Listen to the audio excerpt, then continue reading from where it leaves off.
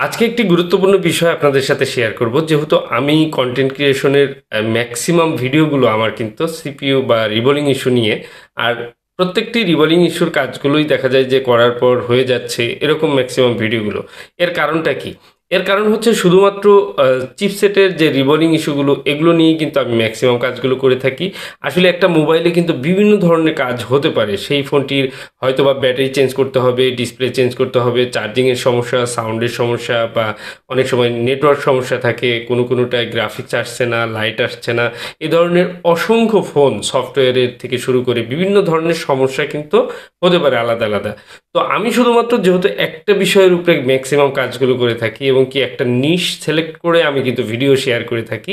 আর সে কারণেই কিন্তু maximum chipset রিবোলিংয়ের যে কাজগুলো বা সিপিইউ স্টোরেজের রিবোলিংয়ের কাজগুলো এগুলোই শুধুমাত্র আমি শেয়ার করে থাকি। এর বাইরে অন্য কোনো কাজ শেয়ার করি না। আর দ্বিতীয় হচ্ছে যে অন্য কোনো কাজ কিন্তু অ্যাকচুয়ালি আমি ওরকমভাবে করিও না। তো আমার এখানে বিভিন্ন টেকনিশিয়ান রয়েছে যারা একেকজন একেকটি কাজের উপরে তারা কাজ করে থাকে। কেউ ডিসপ্লে চেঞ্জ করছে, কেউ হয়তো হার্ডওয়্যারে বিভিন্ন ধরনের চার্জিং সেকশন, লাইট সেকশন এই ধরনের কাজগুলো করছে। একেকজনে একেক ধরনের কাজ করার কারণে আমাদের কাজের কিন্তু আলাদা, আলাদা ক্যাটাগরি রয়েছে এবং কি আমি যেহেতু এই টাইপের কাজগুলো করি সে কারণে কিন্তু আমার এখানে শুধুমাত্র এই টাইপের কাজগুলো আপনারা ম্যাক্সিমাম দেখতে পান। তো এর বাইরেও মাঝে, মাঝে কিন্তু অন্য কাজগুলো যখন আমি করি তখন কিন্তু ভিডিও শেয়ার করার চেষ্টা করে থাকি।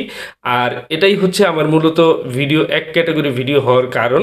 আর দেখুন এই যে এই ফোনটি, এই সিপিইউ রিবোলিংটি এটি স্যামসাংয়ের A03s এর মতো খুব সাধারণ একটি ফোন যেটি অ্যাভেলেবেল কিন্তু সব জায়গায় রিবোলিং হচ্ছে।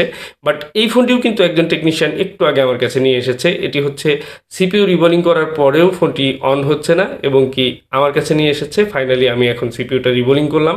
আর কোথায় কি ফল্ট ছিল নিশ্চয়ই আপনারা যারা টেকনিশিয়ান রয়েছেন কিছুটা হলেও বুঝতে পেরেছেন। আমি কিন্তু এখন রিবোলিং করে ফোনটি আবার অন করার চেষ্টা করব, দেখি ফোনটি অন হয় কিনা। ম্যাক্সিমাম দেখা যায় যে এ ধরনের ফোনগুলোতে কিন্তু টাচ ইস্যু থাকে এবং কি অনেক সময় দেখা যায় যে এই ফোনগুলো কিন্তু ডেডও হয়ে যেতে পারে।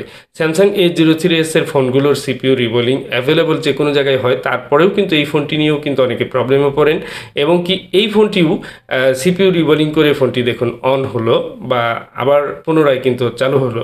তাই কোনো কাজকেই কিন্তু ছোট করে দেখার একদমই সুযোগ নেই। আশা করি ভিডিওটি বুঝতে পেরেছেন। সবাইকে ধন্যবাদ।